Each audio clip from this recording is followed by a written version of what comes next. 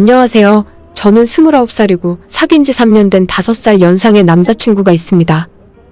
서른이 되기 전에 결혼하고 싶은 마음도 있고 우리 둘 다 직업도 나쁘지 않은 편이라서 올해는 결혼을 해야겠다 생각했죠.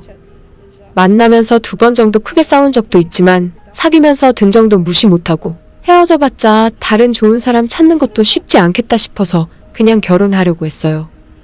막상 결혼을 하려고 보니 남자친구가 나에 비해 연봉은 저와 큰 차이도 없고 모아놓은 돈도 별로 없더라고요. 남자친구네 부모님도 금전적 지원을 해주긴 힘든 상황이라 하고 알고 보니 걔네 부모님도 아직 집 없이 전세를 살고 계셨습니다.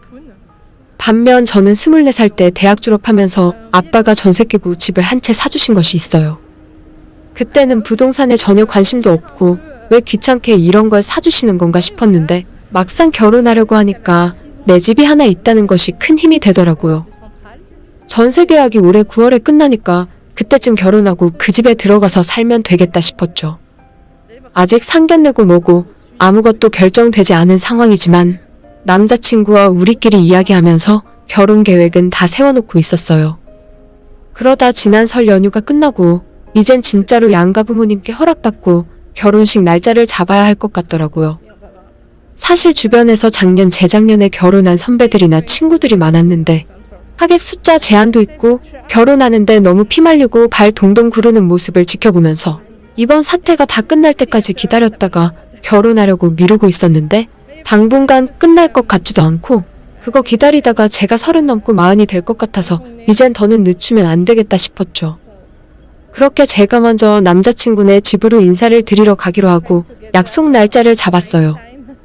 집은 좀 어색해서 밖에 조용한 식당에서 만나고 싶었는데 남자친구네 부모님들이 그래도 처음 보는 건데 집으로 오는 것이 낫지 않겠냐고 하셔서 어쩔 수 없이 집으로 가야 했어요. 연애를 3년이나 했는데 서로의 부모님을 만난 적은 한 번도 없고 사진으로만 양쪽 부모님들의 얼굴을 몇 번 본 정도였습니다. 정말 어색할 것 같아서 너무 긴장했지만 제가 남자친구에 비해 조건이 나쁠 것이 하나도 없으니까 그쪽 집안에서 반대할 이유는 전혀 없다고 생각했어요. 차라리 우리 부모님이 서운하면 서운해했지. 솔직히 제가 5살이나 어린데 연봉도 비슷하고 모아놓은 돈은 제가 훨씬 더 많은데다 제 앞으로 집까지 있는 상황인데 남자친구 집에서 결혼을 승낙하고 말고 할 문제가 아니라 업고 모셔가야 하는 입장 아닌가요? 아무튼 조건은 조건이고 결혼 승낙 받기 위해 참하고 예쁘게 꾸미고 남자친구네 집으로 인사를 드리러 갔어요. 집은 엘리베이터 없는 4층짜리 빌라였는데 건물 밖에서 볼 때는 좀 오래되어 보이고 낡아 보였는데 막상 집에 들어가니 깔끔하게 꾸며놓으셨더라고요. 남자친구네 어머님이 저녁 식사 준비를 해놓으셨는데 일단 밥은 나중에 먹고 거실에서 이야기를 좀 먼저 하자고 해서 시댁 부모님이 거실 소파에 앉아있고 저랑 남자친구는 그 앞에서 앉아 있었어요. 무릎을 꿇고 있을까 하다가 내가 잘못해서 혼나는 것도 아닌데 괜히 그렇게까지는 할 필요 없겠다 싶더라고요. 대충 제 남자친구네 아버지가 제 이름과 저희 부모님이 뭐 하시는지 물어보고 부모님 사시는 집이 어딘지 결혼하면 살게 될 제 집은 어디에 있는지 몇 평인지를 꼬치꼬치 물어보시더라고요. 물어보시는 말에 하나하나 대답하고 있었는데 분위기가 제가 생각했던 것보다 좀 진지했습니다. 저는 주변 친구들 결혼 승낙 받으러 갔을 때 이야기를 미리 들었는데 예비 시부모님이 정말 따뜻하게 반겨주시고 아직 결혼도 안 했는데 딸처럼 예뻐해 주셔서 한편으로는 좀 부담스러울 정도였다고 하더라고요. 그래서 저도 화기애애한 분위기를 상상하며 왔는데 너무 엄숙하고 딱딱해서 제가 무슨 속도 위반하고 혼나러 온 건가 싶을 정도였어요. 한참 이것저것 물어보시던 아버님이 어머님에게 종이랑 펜을 가져다 달라고 하시더니 잠시 후에 남자친구 어머님이 방에서 하얀 종이 몇 장과 사인펜을 하나 들고 오시더라고요. 너 이름, 너희 부모님 성함, 형제가 있으면 형제까지 전부 한자로 이름 써봐라. 라고 하시는데 솔직히 그 이야기 듣고 좀 황당하고 어이가 없었습니다. 요즘 한자로 이름 쓰는 경우가 흔한 일은 아니잖아요. 그래도 제가 초등학교 다닐 때까지는 부모님이 알려주셔서 제 이름이랑 부모님 2분 이름까지는 한자로 쓸 수 있었는데 제 남동생 이름은 어떤 한자를 쓰는지 모르거든요. 막상 쓰려고 펜을 잡아보니 제 이름 말고 부모님의 한자가 어떤 건지 순간 생각이 안 나는 겁니다. 초등학교 다닐 때 이후로 20년도 더 지났는데 그동안 한 번도 쓸 일도 없었고 제 이름 빼고는 다 잊어버렸어요. 물론 외우고 다니면 더 좋았겠지만 부모님 성함을 한자로 못 쓴다는 것이 흉이 될 거라고는 생각해 본 적도 없었습니다. 일단 기억나는 제 이름 석자만 종이에 써놓고 고민을 하고 있었더니 남자친구 아버님이 그 모습을 보고는 혀를 쯧쯧 하더라고요. 아니, 다 큰 처녀가 자기 부모 이름 석자도 몰라? 그 말 들으니까 갑자기 눈이 헷가닥 돌면서 내가 왜 이 사람들 앞에서 시험을 보고 있어야 하는 건가 싶은 생각이 들었어요. 그깟 한자 좀 못 쓴다고 멀쩡한 회사 다니면서 잘 먹고 잘 살고 있는 내가 처음 본 사람들에게 무시당할 정도는 아닌데 갑자기 억울하다는 생각이 들어서 옆에 아무 생각 없이 멍하게 앉아있던 남자친구에게 종이와 펜을 넘기고는 나는 내 이름밖에 못 쓰겠다. 오빠가 한번 써봐. 라고 이야기했는데 남자친구가 펜을 받아들고는 당황하는 눈치더라고요. 빨리 써보라고 재촉했는데 한참 지나도 자기 이름 석자도 한자로 못 쓰는 겁니다. 적어도 저는 제 이름은 썼는데 말이죠. 의기양양한 표정으로 남자친구의 아버님을 바라봤는데 자기 아들이 이름 석자 중에 김씨김 한 글자만 써놓고 땀만 뻘뻘 흘리고 있으니 얼굴이 시뻘겋게 달아오르는 겁니다. 저한테 뭐라고 훈계라도 제대로 하고 기선제압을 하려고 하신 모양인데 자기 아들이 더 못 쓰니 아무런 말도 못 하시고 헛기침만 몇 번 하다가 너희 둘 다 다음엔 외우고 다녀! 하시고는 싱겁게 그 자리가 끝나버렸어요. 그리고 이어지는 식사 자리에서 어머님이 저 온다고 많은 음식을 준비해 놓으셨지만 방금 전 한자 테스트가 자꾸 머리에 남아서 밥이 목구멍으로 안 넘어가더라고요.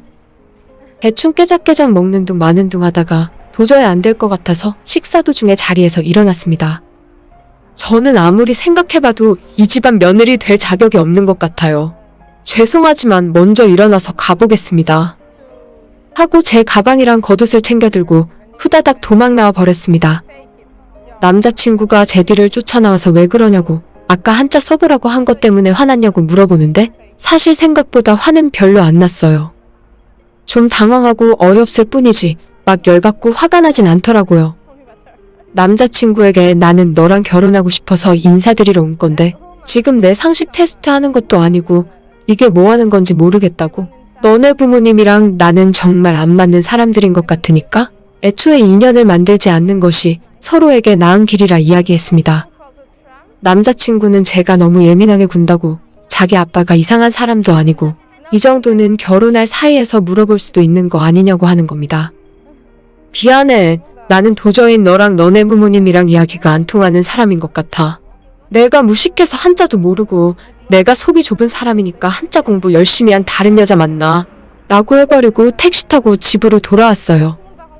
원래 그날 남자친구네 부모님과 인사하고 그 다음 주에는 우리 부모님에게 인사드리려고 했는데 우리 집을 뒷순서로 정하길 잘한 것 같더라고요.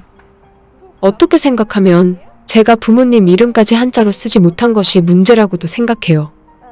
나이가 곧 30인데 기초소양이 없다는 걸 스스로 증명한 거나 마찬가지니까요.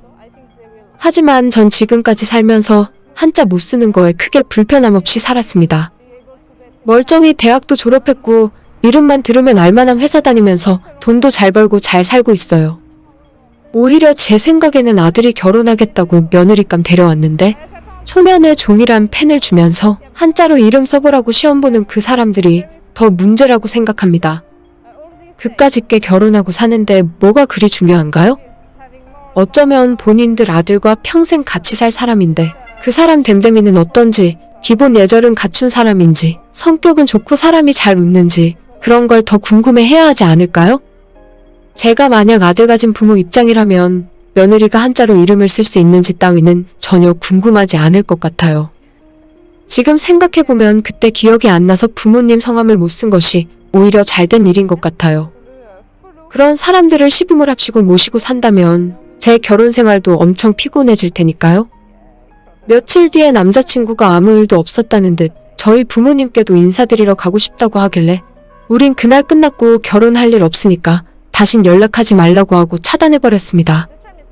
정말 이렇게 헤어지는 경우도 있구나 싶고 세상 살다 보면 나이만 먹었지 기본적인 상식을 벗어난 사람들이 정말 많이 있다는 걸 다시 느끼게 됩니다. 잘못된 결혼을 하기 전에 조상신이 도왔다고 생각하고 항상 감사하는 마음으로 살아야겠어요. 오늘의 제 이야기는 여기까지입니다. 끝까지 들어주셔서 정말 감사드려요. 다들 행복하시고 좋은 하루 보내시길 바랍니다.